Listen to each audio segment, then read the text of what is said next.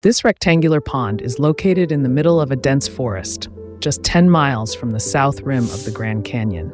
A large amount of water is pumped here every day, which is sprayed into the sky above the pond using land-based shark water cannons. These cannons shoot water high into the sky, which does not arouse much interest to ordinary people, only those who understand and feel uncomfortable, because they understand that the pond is full of radioactive water.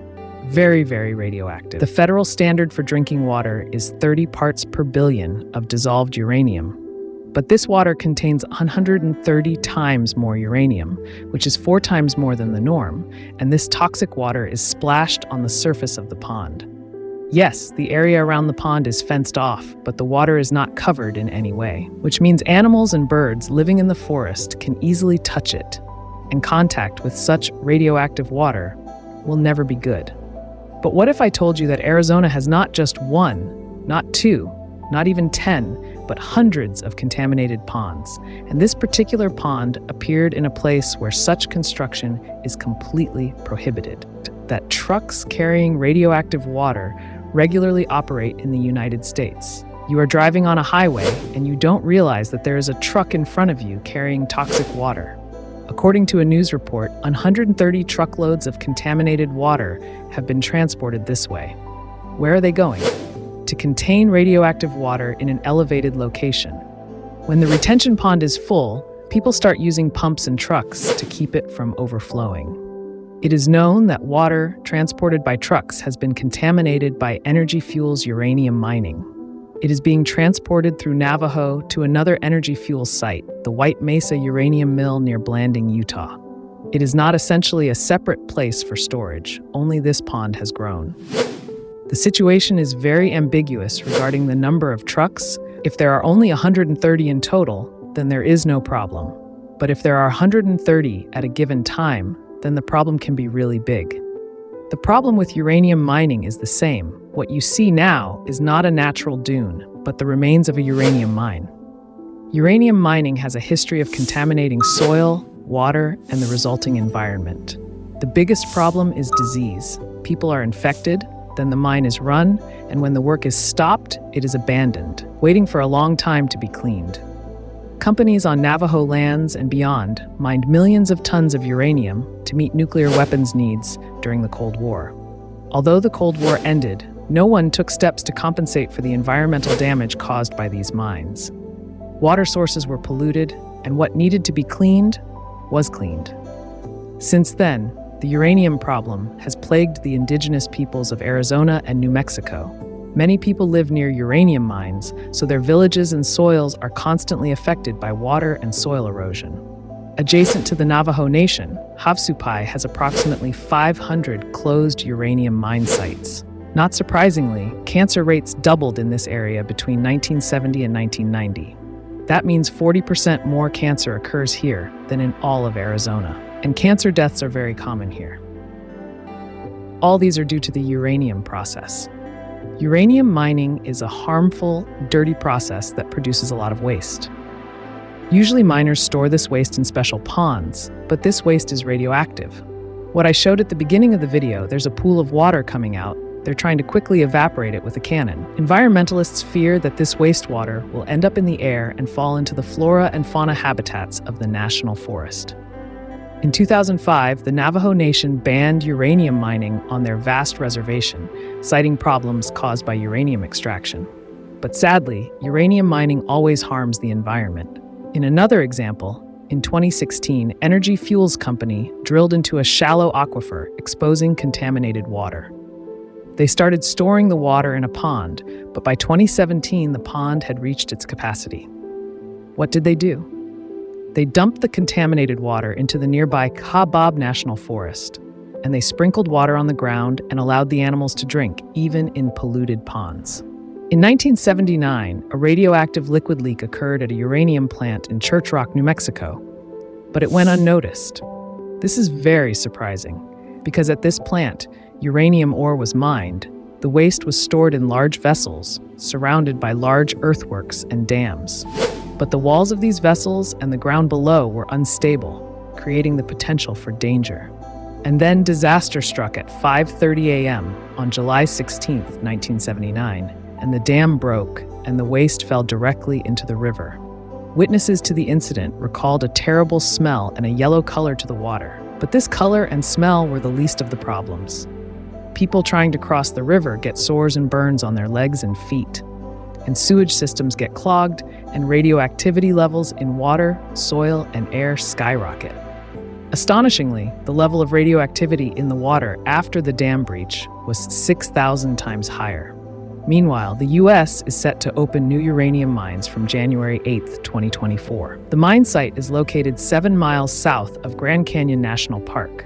It is one of the first mines in the country in the last 8 years. The mine is expected to produce 700 tons of uranium. The mining company will drill a 1,476-foot deep well and extract high-grade uranium ore. It will then be transported 249 miles to a processing plant in Utah. Naturally, there are many opponents of this mine, as there are many risks involved in developing it. Behold, the Grand Canyon, one of the 7 natural wonders of the world, was formed over 6 million years by the Colorado River. 6 million people come here every year just to enjoy this beauty. Plus, there's so much more, with 5 distinct ecosystems and home to over 600 species of flora and fauna. All these unique beauties are under serious threat. First, the Pinyon Plains uranium mine threatens the Grand Canyon's watercourses. The point is that the process of groundwater pollution is irreversible. It cannot be cleaned. The longer uranium mining continues, the more groundwater sources will be threatened. These sources feed biologically important springs and streams, and thus local flora, fauna, and birds will all be affected. Also, the mine releases radioactive water, which is stored in a special containment area. Concentrations of dissolved uranium and arsenic in this water range from 300% to 2,800% above federal toxicity limits. Environmentalists are rightly concerned. This waste will reach the groundwater stream and it will be a real disaster. No one knows how much contaminated water will go ahead if the chemicals leak. There are already many abandoned mines in the area that can threaten the water quality. Not to add another cause for concern. There are already many. If uranium mining also contaminates the Colorado River, harming the trout in the river and the iconic bald eagles that feed on the trout, radio pollution in the Colorado River will also affect the drinking water supply of millions of people. Specifically, that 40 million people will affect the lives of people in this river basin. Also, the indigenous people here argue against the new mine very simply. In fact, uranium mining would destroy their ancient way of life, or leave the canyon, or make them sick. And that's the 767-member Havasupai tribe, who have lived here for thousands of years. Farmed in the canyon in the summer, and hunted and gathered on the high ground in the fall and winter. But since the 1880s, the Havasupai have been withdrawing from the high ground, and now the uranium mine is doing it. The new mine is located below Red Butte, a Havasupai tribal sacred site that is also sacred to other local tribes and Slokarnprofeffens. They have been campaigning against mining in the area for many years, and the surrounding area, including Red Butte, is eligible for inclusion on the National Register of Historic Places. This is not surprising, as this place holds sacred meaning for more than 10 indigenous tribes. To give you an idea, according to the creation history of the tribe, the life of this place began here. It was once a center of ceremonies and prayers, but now, because of uranium, tribal members rarely come here. The mine sits on an aquifer, which supplies spring water to the Havasupai tribe. These people have no other source of drinking water, and any contamination will worsen their already damaged health. And the bottom line is that even if the new mine is stopped immediately, it will remain a threat to groundwater for a long time. But if it is such an important place as a national monument, why did they open the mine there? This appears to be due to bureaucratic hassles. National monument status imposes a permanent ban on new mining applications and development, but if mining applications have previously been submitted and permitted, it is legal. The monument, titled Ancestral Footprints of the Grand Canyon National Monument, is scheduled for August 8, 2023. 12 years ago, in 2012, a moratorium was imposed on new uranium mining claims around the Grand Canyon. This moratorium period will continue. 232, but working on the Pinyon Plain. Mine started before the 2012 ban. You cannot ban anything that was allowed before the ban. Also, the Arizona Department of Environmental Quality says that contamination of Grand Canyon aquifers by mining is almost impossible. They have arguments to support this. According to the research results, the thin underground rock around the mining site and the absence of cracks or fractures will not affect the groundwater of the main aquifer. Everyone is happy, but a recent study has recently come out and it shows a completely different picture. Now, environmentalists believe that mining approvals are based on incorrect scientific assumptions. The land surrounding the Grand Canyon also contains some of the highest grade uranium in the United States. Uranium is always needed to produce nuclear energy. You won't find a place anywhere else where no one gets hurt. This area contains 1.3% of U.S. uranium resources. In February 2024, a lawsuit was filed in the Arizona legislature challenging the monument's status. They claim the monument is too large and would unfairly impede mining and ranching in the area.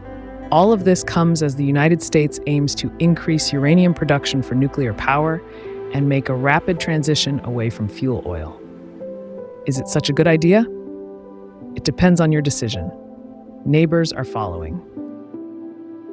Uranium mining companies in Wyoming are gearing up for possible major operations expansions, which pushed the spot uranium price to a 17-year high of $92 in January. The reason for the price increase is supply constraints. Supply constraints during the pandemic and increased demand for nuclear power. That means all the risks Arizona residents face will move across Wyoming's borders to another uranium boom in Utah. Road of Fury. They are already here. They are among us.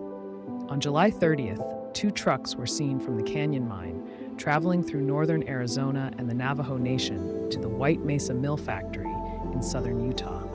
And the trucks are carrying radioactive uranium. It is expected that at full capacity, 6 large haul trucks will make the journey each day. In 2012, the Navajo Nation passed a law banning the transportation of uranium, but the trucks continue to operate despite the concerns and displeasure of local people. More Energy Fuels Company, which operates the uranium mine, claims that its operations will not harm people or nature. And they also say that uranium has been transported this way since the 80s and no one has been harmed yet. Imagine exposure as a gift.